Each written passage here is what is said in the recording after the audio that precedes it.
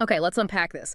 Tonight, we're plunging deep, really deep into the year 1502. We're going right into the opulent, frankly, terrifying heart of Renaissance Rome. Hmm. We're looking at a story where the lines between raw political power, family duty, and just extreme personal vulnerability completely. Oh, but they just dissolved. Yeah, the scene is set for the wedding of Lucrezia Borgia. Now, she's the daughter of the, let's say, infamous Pope Alexander VI, and she's marrying Alfonso d'Este, who's the heir to the very prestigious Duchy of Ferrara. And this was absolutely not some storybook romance. Not at all. No, no. Think of it more like a merger of dynasties, a meticulously calculated chess move. Everyone in Italy, everyone who mattered, knew this was a high-stakes play for really continental power. So our sources today, they're pulling back those heavy velvet curtains on just the intense scrutiny surrounding this whole event.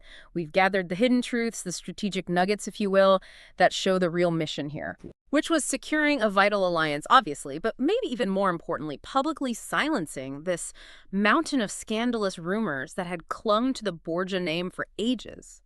Like shadows, really. And absolutely central to this deep dive, you have the most intrusive, extraordinary, and frankly, utterly bizarre detail of the whole affair. The consummation. The demand for a public witnessed consummation ritual. A ritual reportedly repeated, and this is key for political effect, not just once, but 3 times. 3 times. It literally transformed the marriage bed into the ultimate stage for statecraft. I mean, that is the defining detail, isn't it? We're talking about a woman, Lucrezia Borgia. She was only 22, and she's standing there in this position of immense complexity, immense danger, poised, regal, yes, but daughter of this ruthless Borgia patriarch. Right. And she's about to perform the ultimate public duty for her family's, well, survival. Our mission really is to understand exactly how that profound humiliation actually functioned as the keystone holding this whole alliance together. Precisely. We need to get past just thinking of this as some, weird historical footnote. Yeah. We have to examine how this ritual worked as an explicit contract.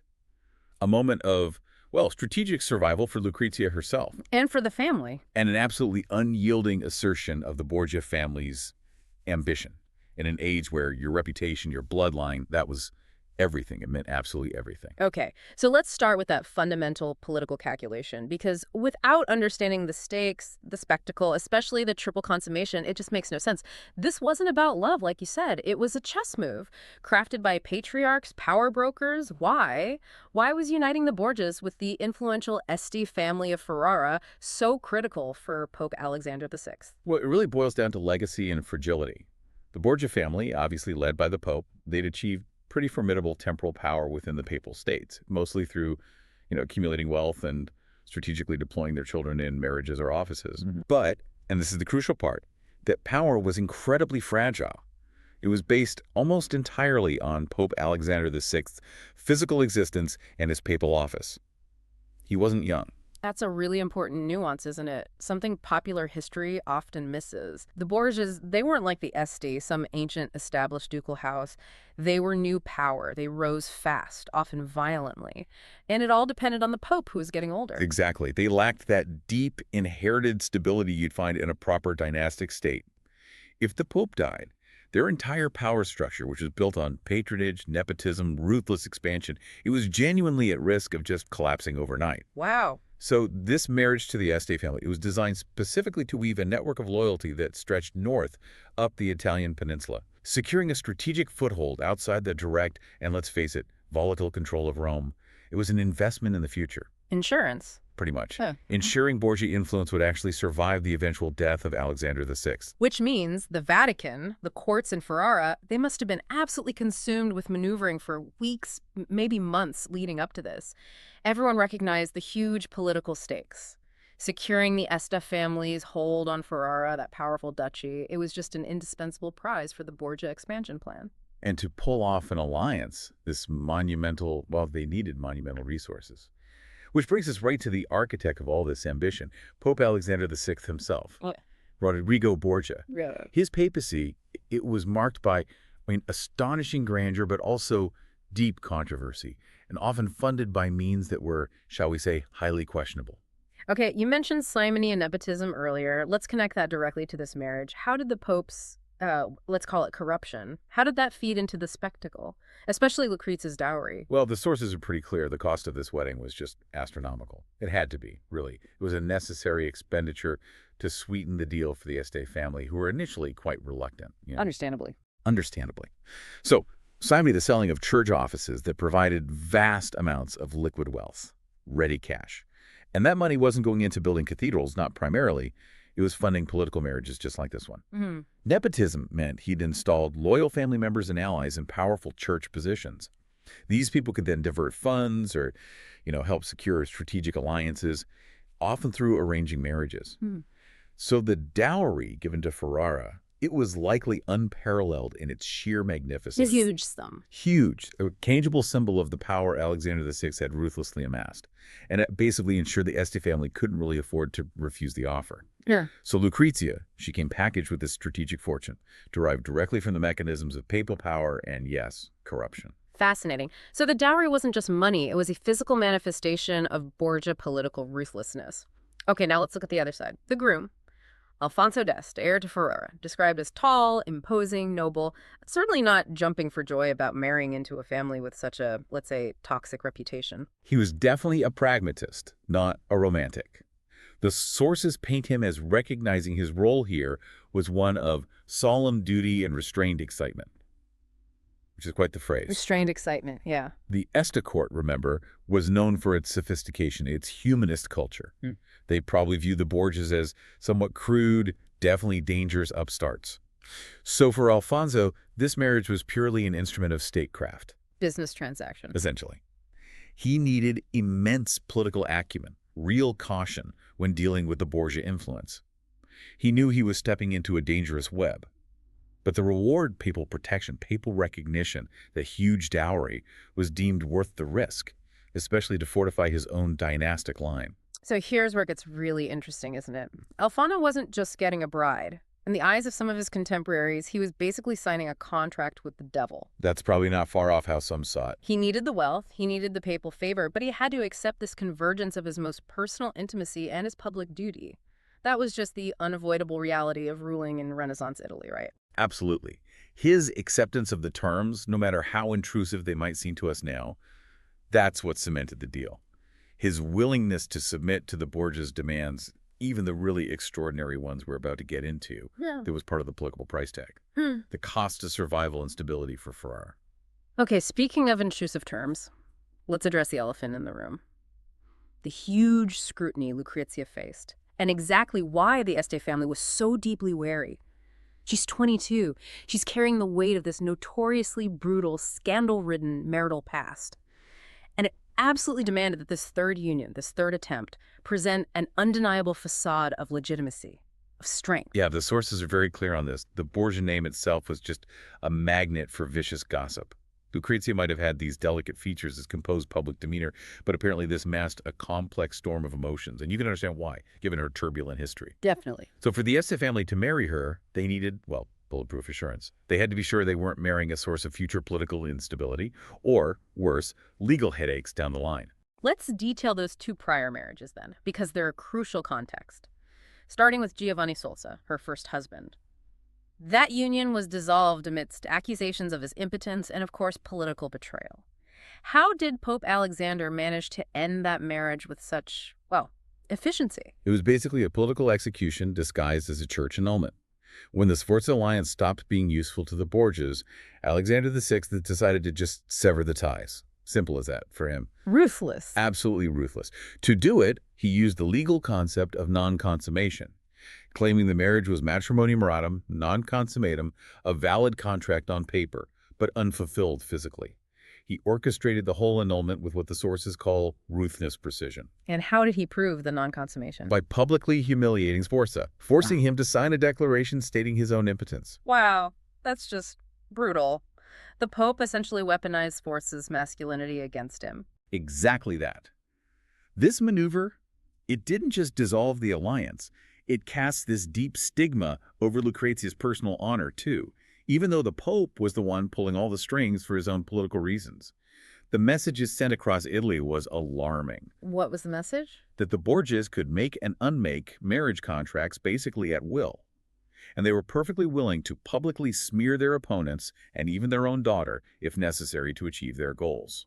This precedent is absolutely vital because it explains the extreme measures the Este family demanded later on. Right. They'd seen what could happen. And then the second marriage to Alfonso of Aragon that ended far more abruptly and violently. Yeah, Alfonso of Aragon, he represented a shift in alliances for the Borgias, moving Lucrezia closer to the powerful kingdom of Naples. Now, the sources suggest this might have actually been a genuinely affectionate match for Lucrezia. A rare thing. A very rare thing in her life, it seems. But when his family, the Aragonese, became a political threat to Borgia ambitions, well, the clock started ticking for him. Alfonso was attacked initially, survived the first attempt. But later, while recovering, he was strangled to death. Right in his own bed. And the suspicion fell squarely on. Widely and credibly believed to have been ordered by Cesare Borgia, Lucrezia's own brother. Probably with a tacit approval, at least, of the Pope. That just underscores the brutal calculus governing this family, doesn't it? When a marriage stopped serving the Borgia political machine, assassination was apparently the next logical step. It seems so. So Lucrezia arrives at the altar for her third marriage, carrying the baggage of two political casualties. One publicly humiliated into admitting impotence, the other murdered. The Este family understood completely they were entering a political minefield, a place where marriage contracts were fragile things, potentially deadly things. So they needed an undeniable guarantee, something ironclad. Yeah. That Lucrezia was politically viable, legally secure, and that this union would be physically and legally irreversible. No loopholes. Exactly. This raises that important question, doesn't it? Which leads us right to the core event we're focusing on. Yeah. In Renaissance politics, if marriages are just contracts, essentially, Right. and the Borgias have just proven they can invalidate those contracts through public humiliation or outright violence, how do you provide undeniable, irrefutable proof that this contract, the one with Alfonso d'Este, is real, that it's binding? They needed something that couldn't be argued away later by some clever papal lawyer or negated by a conveniently placed dagger. Precisely. They needed proof that was immediate, publicly witnessed, and crucially redundant. They were demanding assurances that would completely shut down any future claim of non-consummation, basically protecting their dynastic investment against the notorious manipulative methods of the Borgia family. The stage was well and truly set for the ultimate public performance. Absolutely. Okay, so now we move to the wedding day itself. Rome, 1502. Even amidst all this high-stakes tension, the sheer grandeur of the setting must have been overwhelming. It was a deliberate showcase, wasn't it? Borgia wealth, Borgia power. Describe the scene for us, the Palazzo halls. Oh, the atmosphere was apparently electric, but also kind of suffocating. Yeah. The Palazzo halls, where the ceremonies happened, opulent beyond compare. Sources talk about them being draped in just vast quantities of rich velvet silk tapestries, depicting classical scenes, biblical scenes, all designed to convey this sense of ancient legitimacy, immense wealth. Projecting power. Absolutely. Yeah. Gilded frescoes on the ceilings, polished marble floors, dozens and dozens of flickering silver candelabras casting this golden, almost theatrical light over everything. The sources really emphasize this visual spectacle, don't they? It wasn't just decoration. It was a deliberate projection of strength. The whole city seemed involved, the bells tolling, the crowds lining the streets, hoping for just a glimpse of the procession. And the wedding feast, that was really the culmination of the day's ceremonies. It functioned as this carefully orchestrated display of wealth and, very importantly, mutual alliance. It had to look like both sides were equally invested, equally powerful. Designed to impress everyone, especially foreign dignitaries, maybe squash any rumors that the Este family was being dragged into this reluctantly. Exactly. I want to hear more about the feast itself. The details speak volumes about the resources being poured into this performance. Oh, the descriptions are incredible. The tables literally groaning under the weight of delicacies. Imagine the culinary theater. Roasted peacocks, brought out with their plumage painstakingly reattached, fanned out like elaborate centerpieces. Wow. Platters just laden with exotic imports, salted fish from distant coasts, mountains of fresh cheeses, sweetmeats described as glistening like jewels, and wine just flowing from these massive, ornate silver decanters shimmering like liquid rubies. The sheer lavishness was designed to broadcast the untouchable power and influence of the family. Pure political theater, every dish, every piece of silverware sending a message. Yet, despite all the festive music you mentioned, this lilting, carefully chosen melody playing the tension must have been simmering right beneath the surface. Oh, absolutely. For Lucrezia especially, that feast must have been a crucible.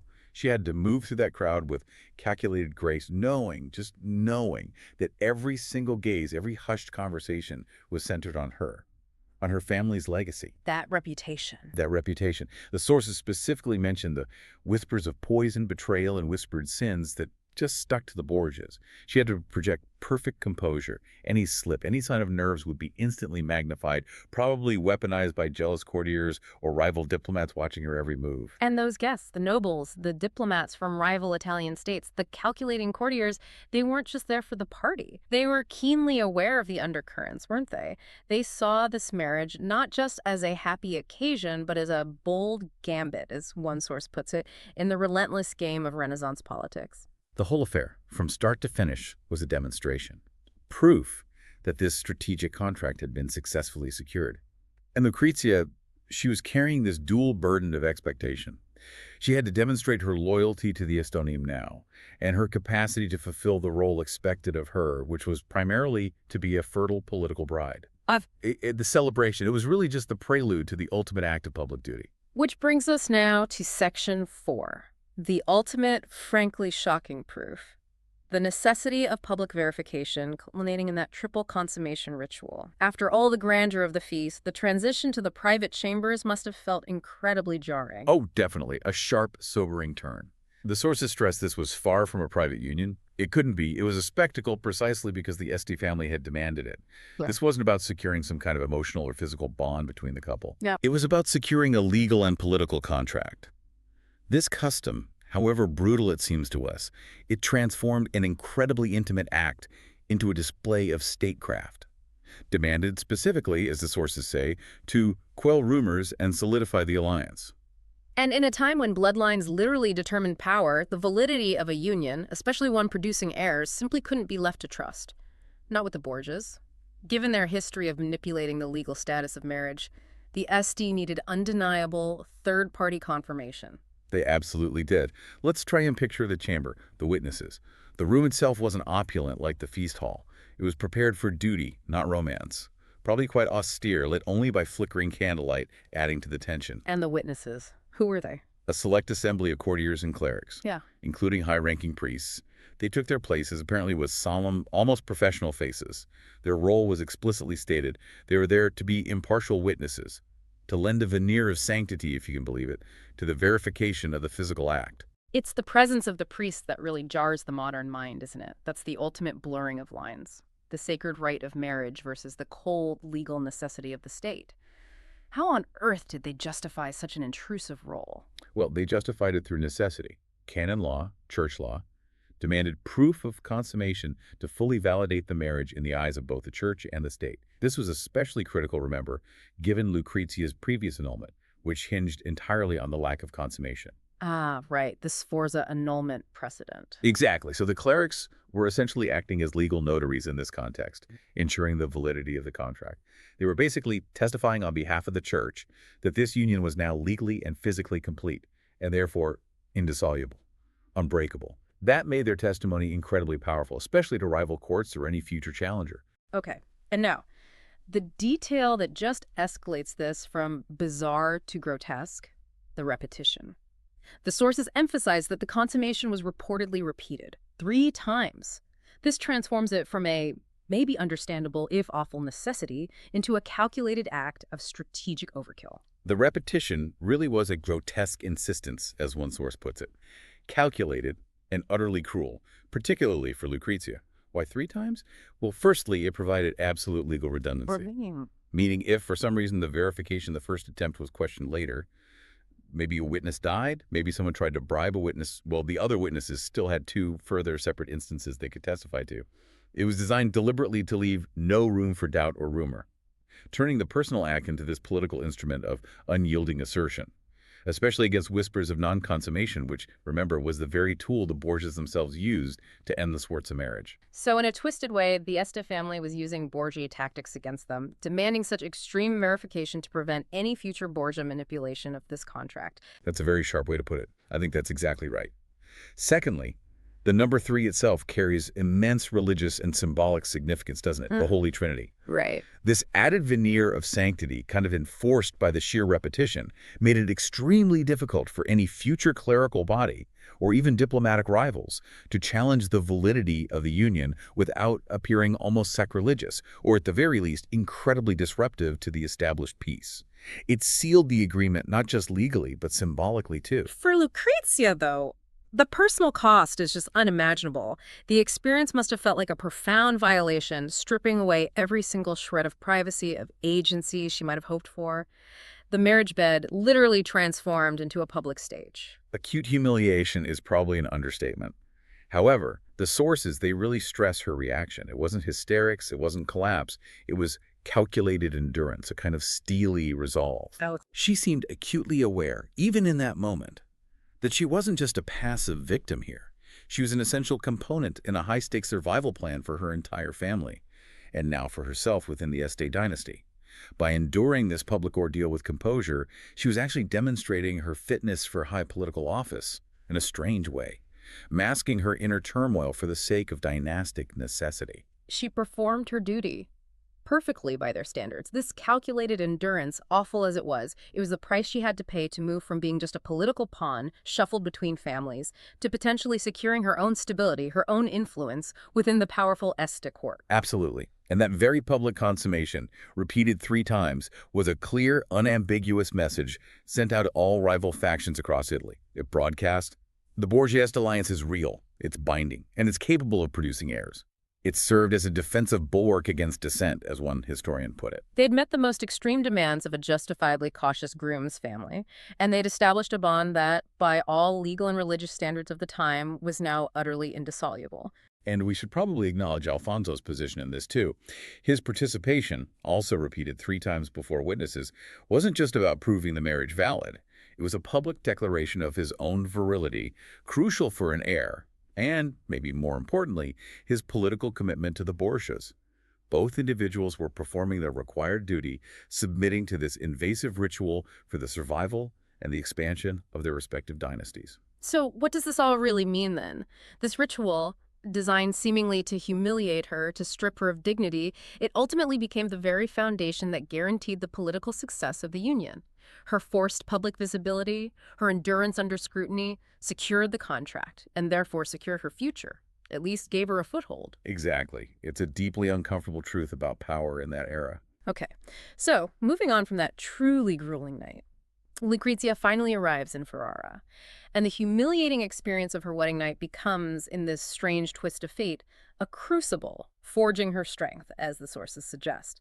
She essentially earned her political standing through that public performance, and now, in Ferrara, she begins to shed the heavy shadow of her Borgia past. Yeah, Ferrara was a completely different world compared to Rome. Rome was about raw power, papal authority, often brute force.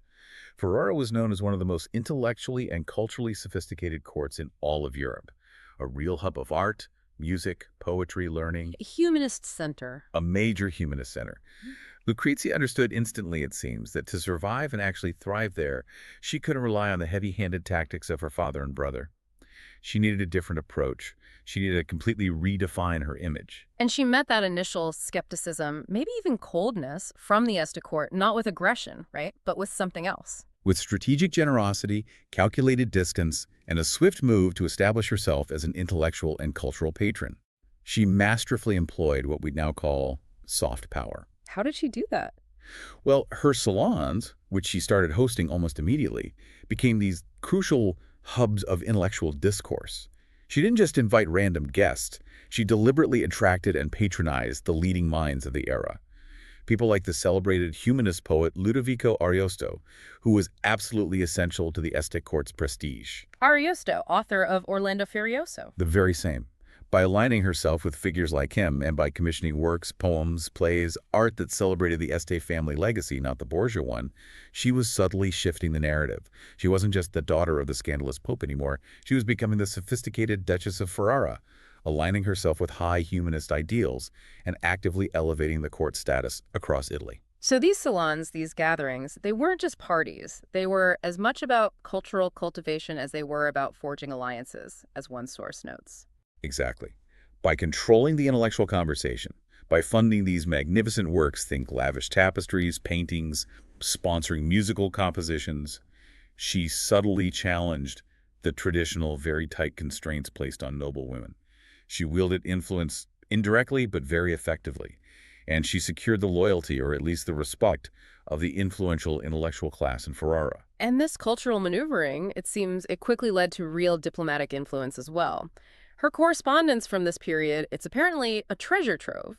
It reveals a woman who became deeply involved in statecraft, acting as an active political agent, often mediating conflicts, leveraging her unique position. She really did become the critical bridge between papal authority back in Rome. Yeah. Remember, her father was still pope for a while in the Este dynasty in Ferrara, when her husband Alfonso was away fighting battles, which he often was. Right, he was a condottiero, a military leader. Yeah. He was. Lucrezia was frequently appointed regent. And this wasn't just some ceremonial title. She was making crucial binding decisions for the duchy. We have letters showing her advising on military strategy, managing the state treasury, negotiating trade agreements. She consistently demonstrated real political foresight, real administrative competence. And this earned her the grudging, and then eventually the genuine respect of the Este nobles. And crucially, motherhood. That must have cemented her political power, moving her beyond just being a symbol of the alliance. Absolutely. Her role as a mother was both personal, presumably, but also an absolute political imperative. Her children were the living symbols of the union, tangible proof that the alliance had successfully fused the two dynasties.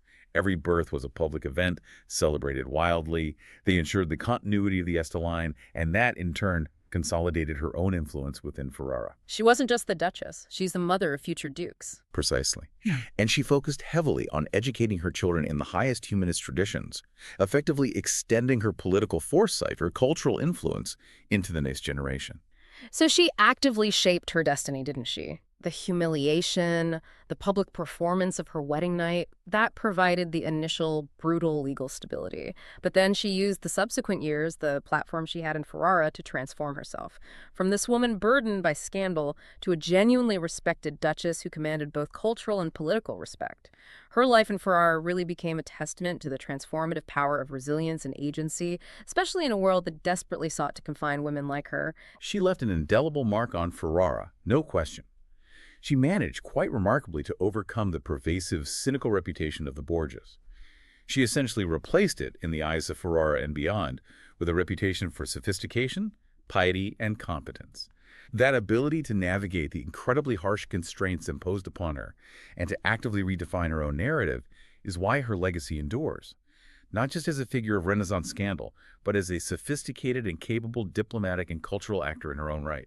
Okay, that brings us towards the close of this deep dive. We've really journeyed, haven't we? From that meticulously calculated, frankly ruthless political maneuver in Rome, funded by papal corruption, through the shocking intrusive detail of the three-time witnessed consummation, that grotesque legal necessity, all the way to Lucrezia's subsequent, quite remarkable rise as an influential duchess and patron in Ferrara. Her story is fundamentally one of a woman who was forced to surrender her deepest intimacy for political survival, but then skillfully used the stability gained from that very act to achieve genuine influence and respect.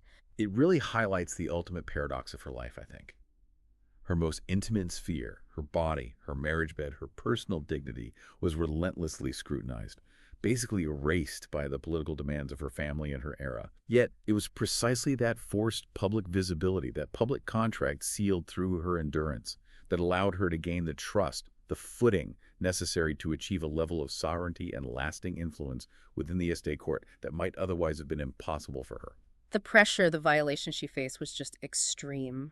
But it served as the awful foundation. She performed the required duty, received the contract's guarantee of security paid for in humiliation, and then used that security to build a powerful new identity, largely on her own terms within Ferrara. And what's truly fascinating here, I think, is that the very constraints and violations imposed upon Lucrezia, her body being scrutinized, her life laid bare for political purposes, those were ultimately the raw materials she used to craft this new, powerful political and cultural identity.